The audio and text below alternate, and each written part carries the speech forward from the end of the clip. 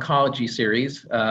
Tonight's topic, lung cancer in 2020, benefits of screening and future directions with Dr. Gehlbach.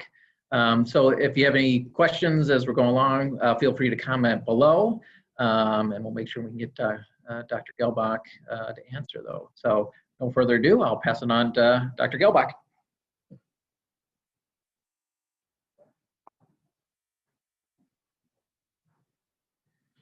Thank you, Aaron.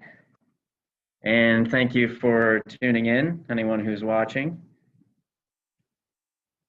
So our topic for tonight is lung cancer in 2020. And I will start with just going through some background and basic facts. We'll talk about the approach to suspected lung cancer, starting with diagnosis and moving to staging and treatment. We'll talk a little bit about expanded treatment options that are available now for more advanced disease.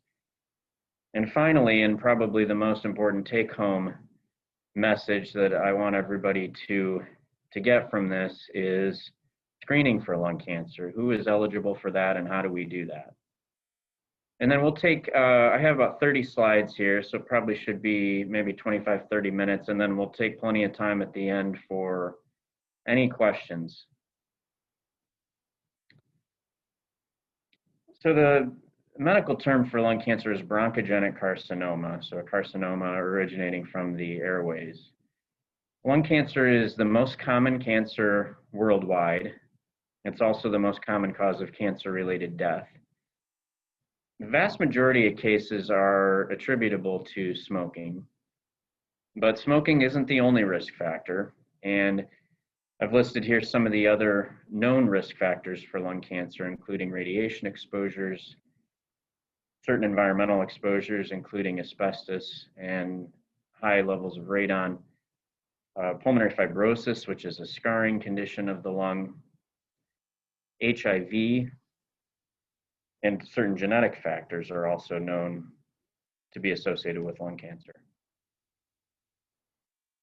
So this is the crux of the problem with lung cancer. It generally doesn't cause symptoms until it's locally advanced or until there's metastatic disease.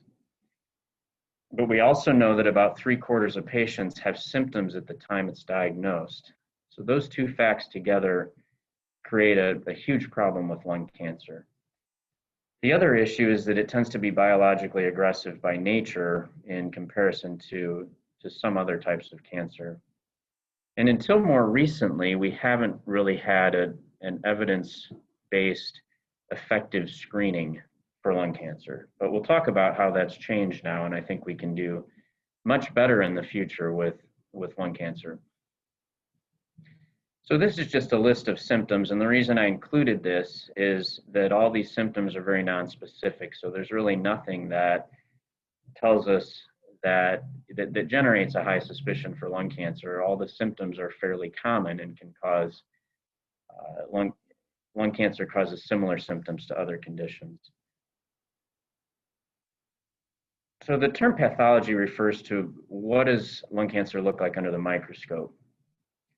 So the majority of lung cancers are what we call non-small cell or NSC lung cancer. The less common type of lung cancer is called small cell, which is also referred to as neuroendocrine, used to be called oat cell. And amongst the more common types of lung cancer, adenocarcinoma is about 50% overall. So remaining types of lung cancer include squamous cell and large cell. And probably the biggest change that has happened in recent years is that we are increasingly using what's called immunohistochemistry, or what are referred to as special stains, and also molecular testing to determine and help determine treatment options for lung cancer. So the approach to a suspected lung cancer, and really for many types of cancer, starts with diagnosis or establishing a diagnosis, followed by staging, and a lot of times diagnosis and staging are done simultaneously, and then of course the final step is treatment. So starting with diagnosis, this usually begins with seeing a healthcare provider and having a history and physical exam. So questions are asked and then physical exam.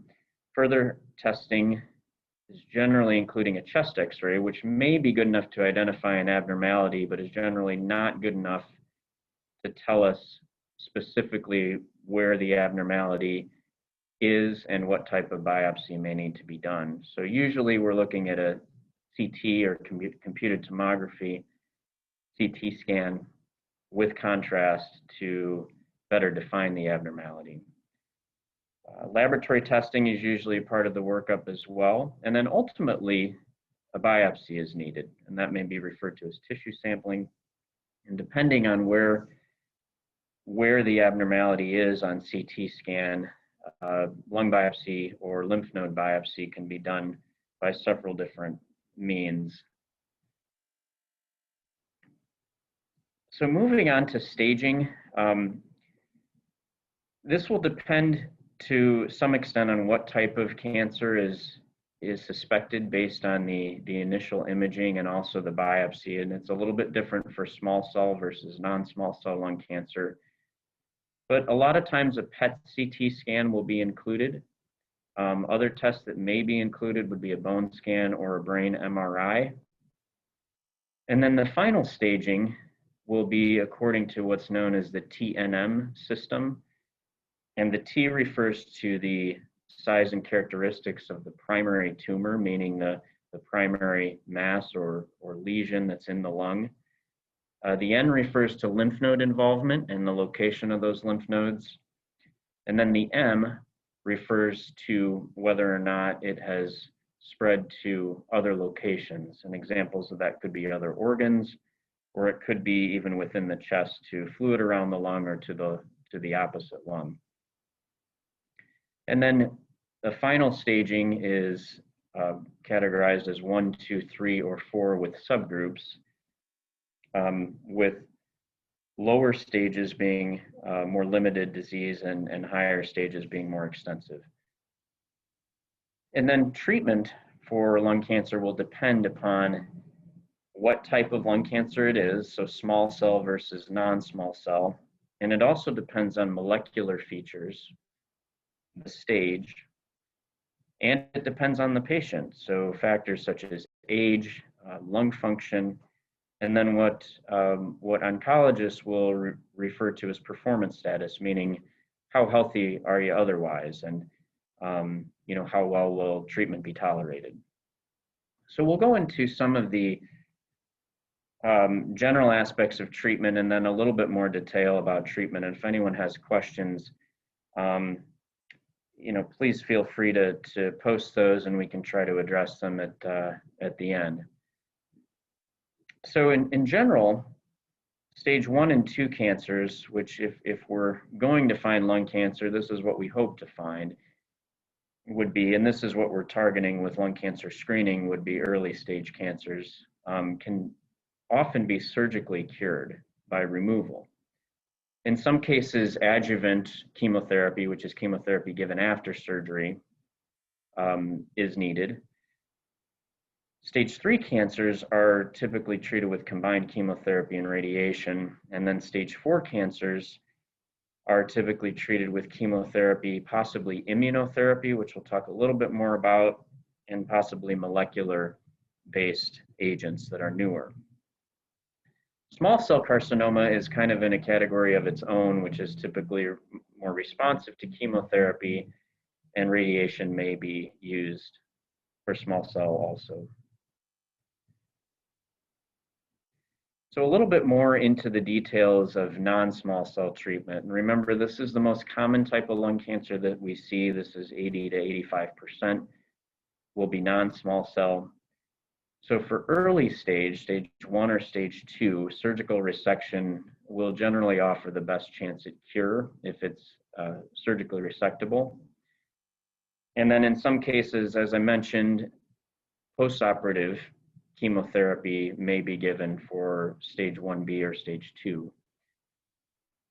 Stage 3 is often the most confusing to me because it really depends. It's a very heterogeneous group. Some stage 3 can possibly be treated up front with chemotherapy and radiation. A small subset may be amenable to surgery, but mostly will be treated with chemotherapy and radiation.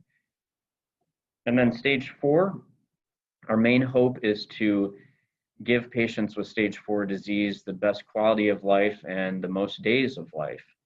So it's generally not curative, but we hope to be able to help people live as long as possible and to enjoy good quality of life. And this type of treatment is referred to as palliative. For cancers where there is no driver mutation, a lot of times now we will use agents such as pembrolizumab, which is Keytruda. You may have seen that advertised on television.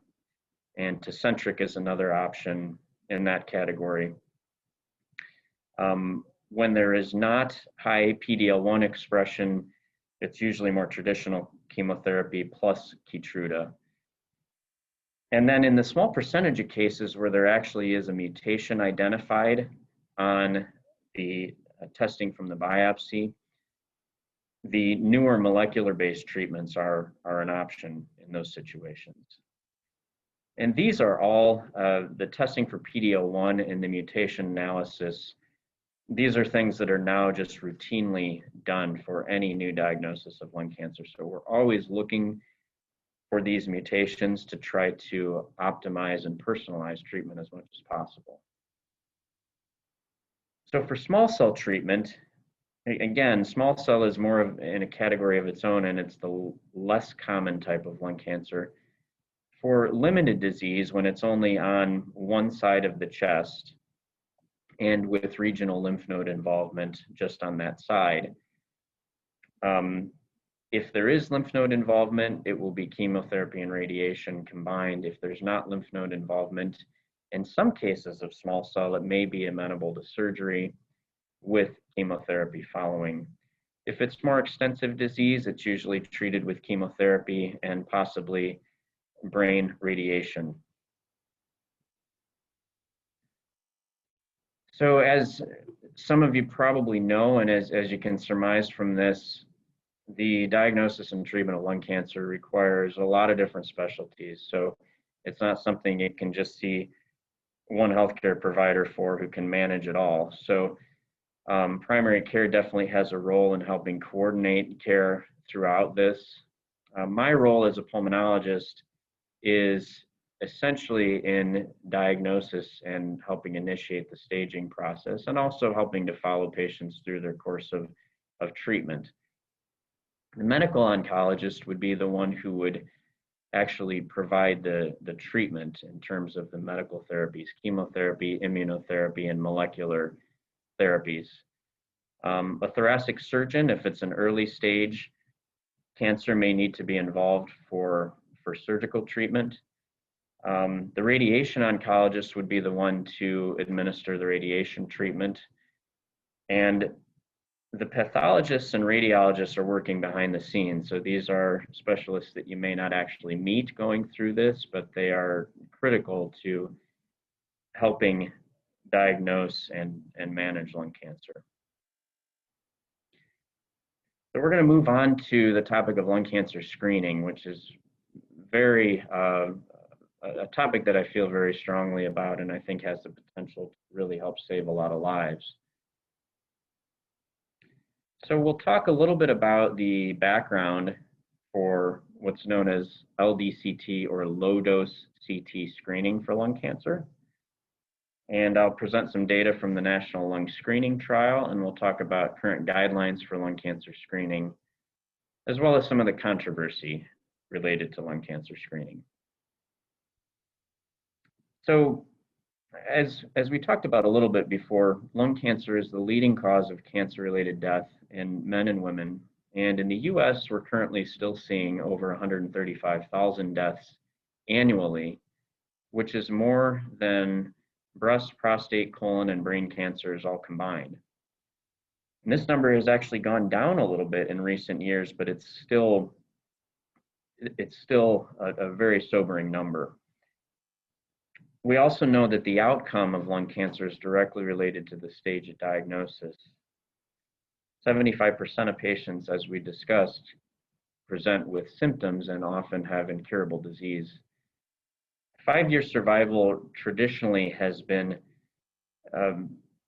pretty low, around 16%. And I think we may start to see this improve now with some of the newer therapies that are available.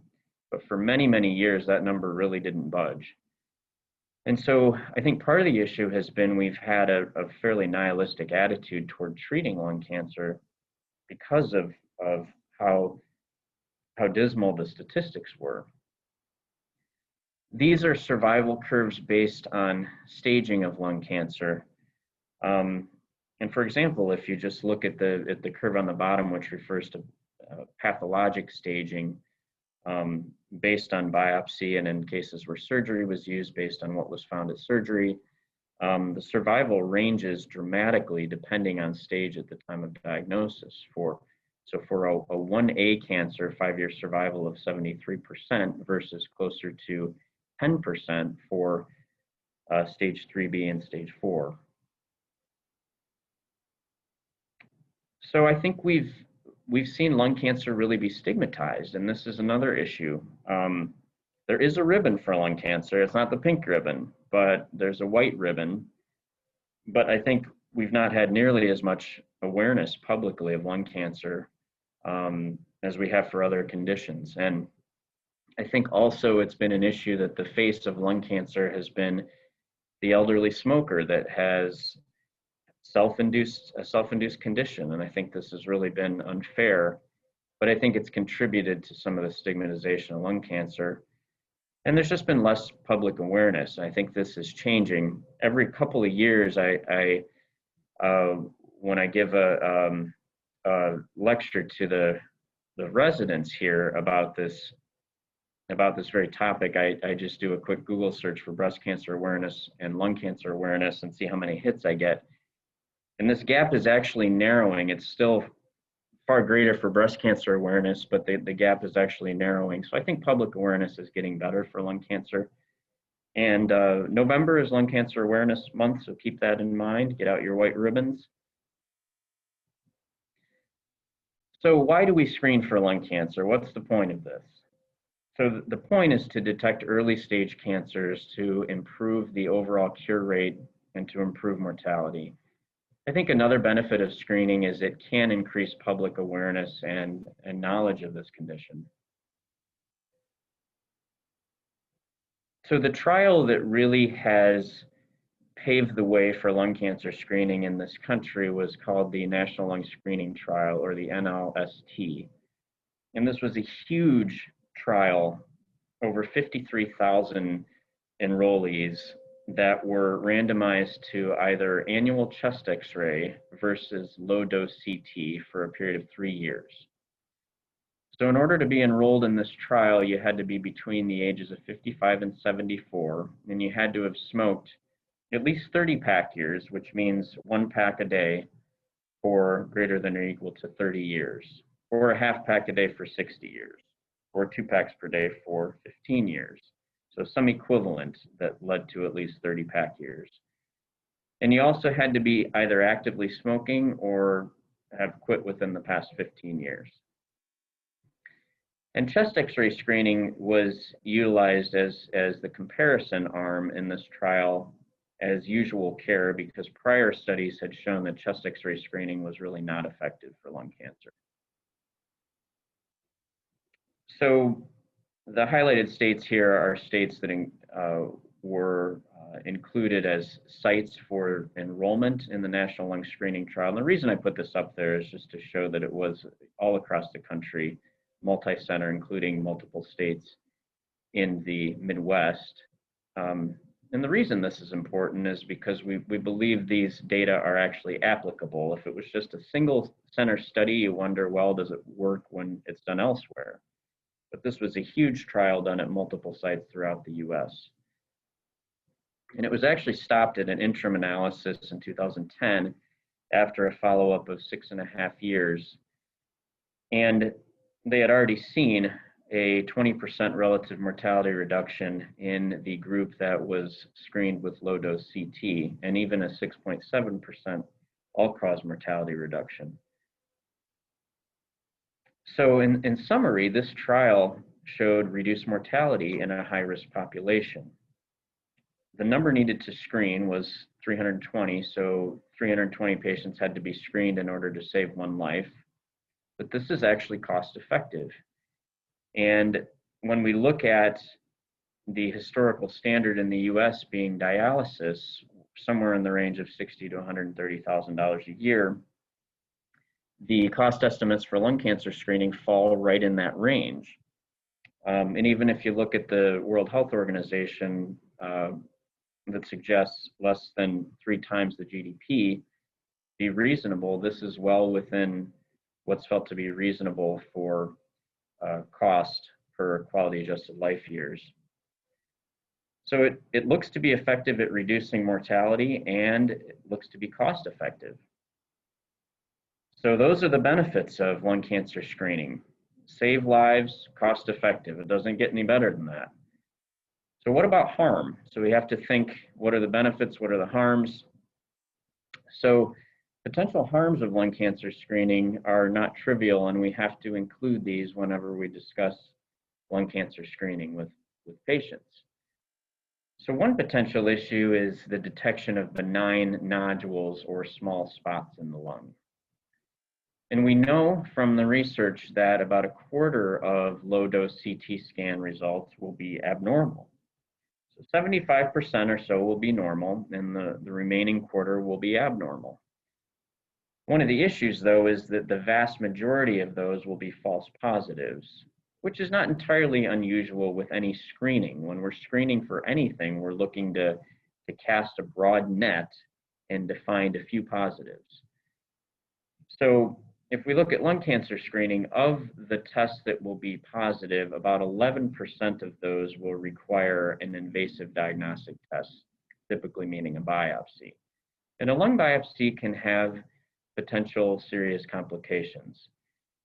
So because of this, we really need to have an informed discussion prior to screening in order to really do this as it was intended.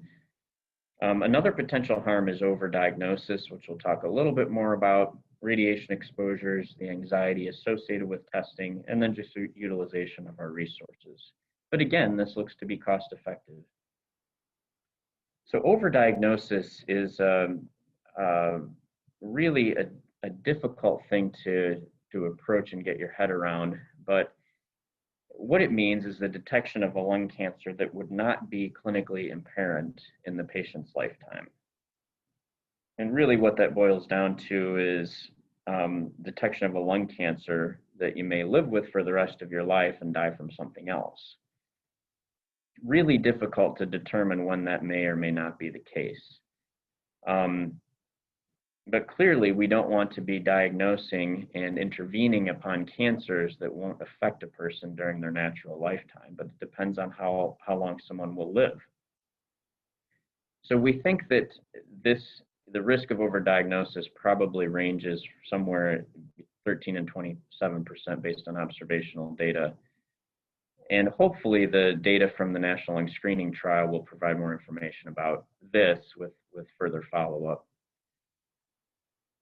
So as for now, we just have to make a judgment call about whether or not it's a good idea. So these are the guidelines by the various professional organizations that are making a comment on lung cancer screening. And all of these professional societies, with the exception of the American Academy of Family Physicians, are currently recommending lung cancer screening. So it's widely endorsed. So low-dose CT imaging, how is it done? So it's a low-dose CT scan of the chest. There's no contrast injection, so no IV placement is required. The radiation dose with this on average is about 1.4 millisieverts. And how that compares to other diagnostic tests, it's quite a bit more than your standard chest x-ray, but it's quite a bit less than other types of CT scans. So a standard CT scan of the chest is about 8 and a CT scan with contrast injection looking for blood clots is about 15. So it's quite a bit less than a standard CT scan.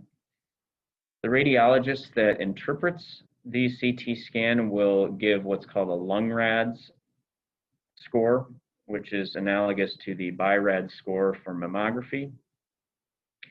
And that will basically guide the ordering healthcare provider with what to do with the results. Is it a normal result? Is it abnormal? If it's abnormal, how often does it need to be repeated?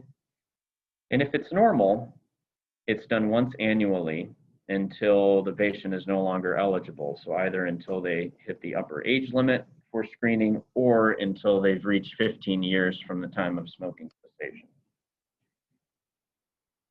So in order to be eligible for lung cancer screening, and these are really the criteria that I want everybody to sort of take home with them. And if you have, personally, if this would be applicable to you or family or friends, really encourage them to talk with their healthcare provider about lung cancer screening. So anybody between the ages of 55 and 77 who has smoked at least 30 pack years and either is still smoking or quit within the past 15 years. Should be asymptomatic, meaning you don't otherwise have symptoms of lung cancer. And then lung cancer screening is a little bit different from other types of screening because of the potential downstream testing that can result in need for lung biopsy. It requires a counseling and shared decision-making visit, so you really need to see your healthcare provider in order for this to be ordered. And as healthcare providers, if we're ordering a low-dose CT screening test, we have to document that you meet the eligibility criteria and that we discuss the risks and benefits and potential follow-up testing. And then we also have to offer smoking cessation counseling, and we have to provide a written order. So this requires some counseling. It's not something that we want to do hastily, and it's something you really need to sit down with your healthcare provider and talk about. So either your primary care provider or, as a pulmonologist, this is something I address fairly routinely, and other specialists may do this as well. So what are we doing at KSB with this?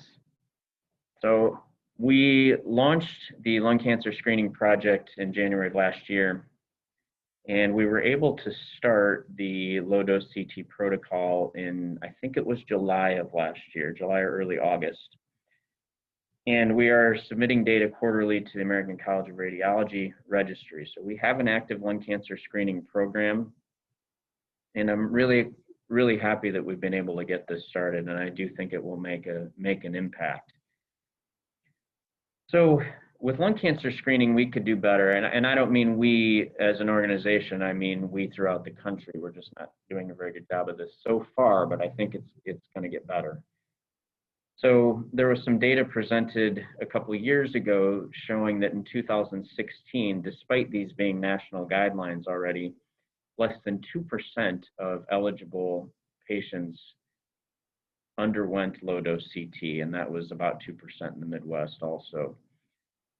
And the numbers are much better for other screening, for colonoscopy, for mammography, so we got to do better with lung cancer screening. And I think by now the numbers are somewhat better, and they will continue to get better as public awareness increases and as screening programs expanding, especially to smaller hospitals. So I know we can do better with this, and I think it really can make an impact. So is it covered by insurance? So most insurance plans, if you meet criteria for this, should be covering it. Medicare initially, it was not, and then as of February 2015, since then it has been covered consistently by Medicare.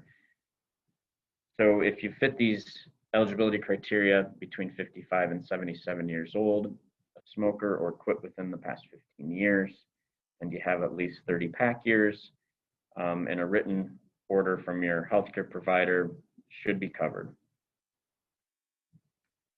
So for lung cancer screening, and again, this probably is the most important take-home point from this It's currently recommended by most professional societies for anyone that's a current or former smoker over the age of 55. So talk to your family and friends, loved ones about this if you think they may be eligible.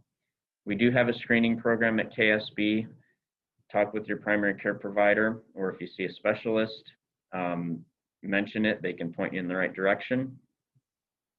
And also keep in mind, smoking cessation is the most effective intervention to reduce lung cancer risk. So take-home points, we're about at the end here, and then we'll go through some questions if there are any. So lung cancer is still the leading cause of cancer death amongst men and women. Survival is best when detected in an early stage, but we have expanded medical treatment options for more advanced disease, including targeted genotype-directed therapy for driver mutations, and then immunotherapy such as Keytruda in some situations. And finally, lung cancer screening can save lives. So I will turn it back over to Aaron here, I think, and looks like we have some questions. So driver mutation, very good question. So examples of the driver mutations would be EGFR and ALK mutations. And those are those are determined based on molecular tests done on a biopsy specimen that determine whether or not those specific treatments will work for that specific lung cancer. So it's a good example of more personalized medicine. And again, it's just a small percentage of lung cancers that actually have those driver mutations, and we may detect more as time goes on and as the research expands, but I hope that answers the question. And as I said, we're routinely testing for those now. And it's something you can always ask if you or a family member sees an oncologist. Definitely ask if if the biopsy has been tested for driver mutations.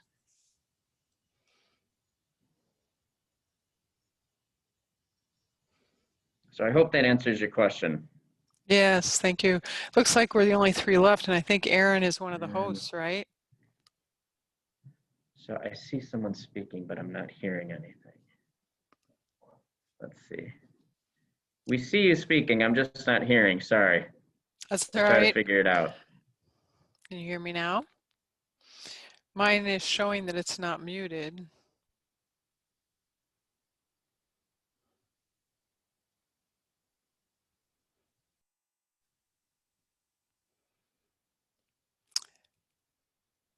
Any luck now? I think it's, could she write? Are you able to write down your question or post it? Sorry, we're not able to get the sound for,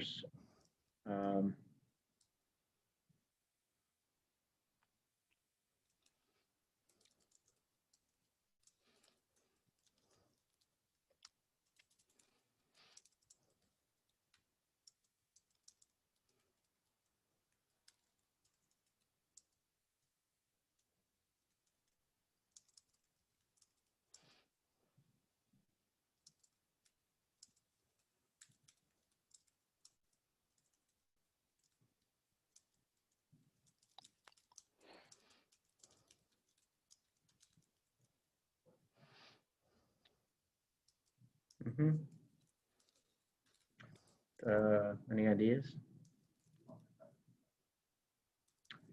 How does she do that?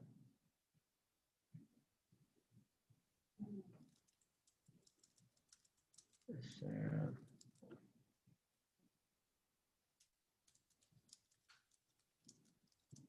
I'm sorry, we're trying to figure out how to see your question.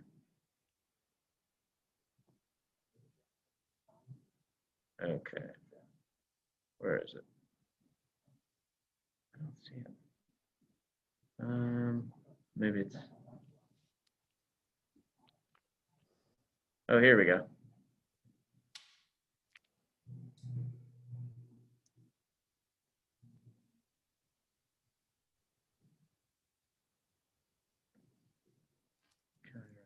extension. So to program. How have responses been to our programming? Mhm.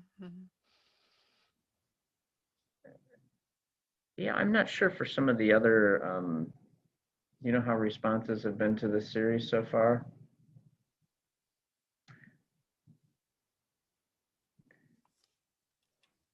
Can you hear me yet? Now can you hear me? I don't. Yeah, I think they've been. From what I'm hearing, they're going. The responses are coming in, and everything is going great. So yeah, I appreciate the question.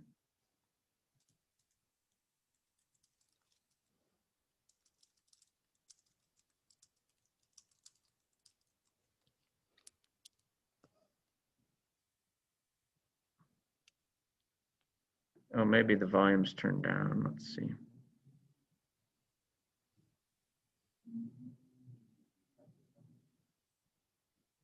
I think it was the volume here. So. Can you hear me now? Yes, I can. Sorry. Yeah, no, that's all right. I'm on Zoom probably, anywhere from 5 to 10 times a day, so I'm getting used to it. Yeah, go ahead. I apologize. I didn't figure that out sooner. So. No, that's all right. That's just part and parcel for how we're dealing with things nowadays. So yeah, I saw that there weren't other participants. We had a temporary join and then someone left, and I think Aaron is part of the group, the hosting group, right? Yes. Yeah, so I just thought I'd take the opportunity to find out. We distributed this flyer, and I don't remember where we got it initially, but I just wondered, I think we had gotten one on neck pain and this one. And so I was joining to ascertain how that, how the presentation, what all it was about. If there's ways that we can assist you in the distribution of this, because I mean, what is distributed in the community is always a focus for us, and health is one of the areas. We are currently working with campus to bring some technologies like the saliva test and some other technologies related to prediction for COVID. We're currently working on, bringing that up to our area. So any way that I can understand what needs or what resources are that are in our community that we can help with, I try to assess that when I can. So that's why I thought I would join this tonight. I'm in Whiteside right now. That's where I live, but my 3 counties are Boone, DeKalb, and Ogle. But Lee County is part of Janice McCoy's unit. So Lee, Whiteside, and Carroll are her units. And I am more than willing to make connections if you have special needs and you're trying to get the word out in the community. We're more than willing to join you in, distributing information about your programs. Sure. Yeah. Well, thank you. We really appreciate that. And I will pass that along to Aaron and everybody here too. So yeah, I really appreciate it. Yeah, a simple, if at some point you want to contact us, a simple a simple query, University of Illinois Extension, and we're easy to find, and the county directors are probably your best contact, but we are always willing to partner with the hospitals, of course, and the health departments, and in our general program areas are nutrition and wellness, agriculture, 4-H and youth, community economic development. So anything in those areas, we're of course willing to help. So, well, thank you for offering this to the community. I wish we had more people today, but we'll do our best to help build that if you need it. We're sponsored by tax dollars in many ways, and we match federal grants and state grants together with our communities. So any way that we can help, please make sure and thank you. I appreciate it. Thank you, Heather. Well, thank you for your presentation. You all bet. Have a good evening. You too. Thank you. All right. So long. We've got a couple of other questions here. So one is, can you explain what the 30 pack year criterion means. That seems to be confusing for some patients. Yeah, so 30 pack years really means a pack a day, so 20 cigarettes a day for 30 years. And you know, the equivalent of that would be if you smoked a half a pack per day for 60 years, or if you smoke 2 packs a day for 15 years, that would also get you to 30 pack years. And that's really the threshold that was defined by the researchers involved in the National Lung Screening Trial to determine elevated risk for lung cancer sufficient enough to warrant screening. So 30 pack years is what we look for. And that can be hard for some people to estimate, but we do the best we can. And if it's close, we try to call it and offer the benefit of the doubt and try to go forward with screening if the patient's interested. And another question, if I had known about early detection 10 years ago, would I have a better outlook than I do today? Boy, that's really a very moving question, and I don't know that I can answer that. I do think,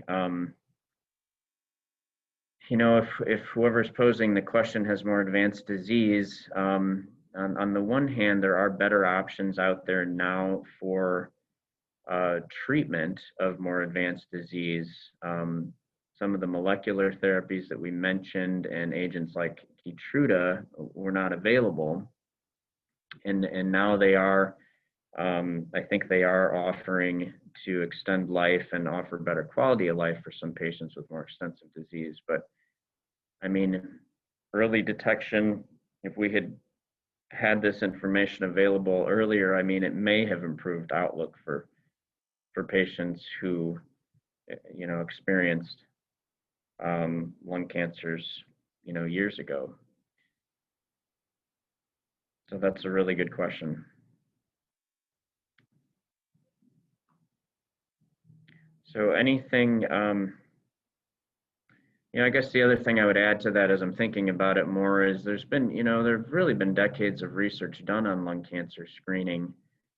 It has been an area of active interest, but everything else that has been studied, including from chest x-ray to blood tests, to even sputum cytology, so examining the sputum, nothing up until the lung cancer screening trial was done and was published. Nothing had been shown to actually be effective for lung cancer screening. So it had been researched for many years, but we just didn't have anything that worked until low-dose CT came along.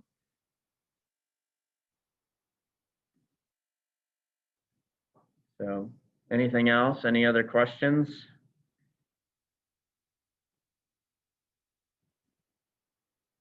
All right, well, I will let Aaron jump back in. Thank you, everyone, for joining. All right, thank you, Dr. Gehlbach, and everybody on the Zoom call and on Facebook. So if you have any further questions as we go along, we'll make sure to get them to Dr. Gehlbach and post them on there. Otherwise, we look forward to seeing you on future Facebook Live and Zoom calls. Thank you.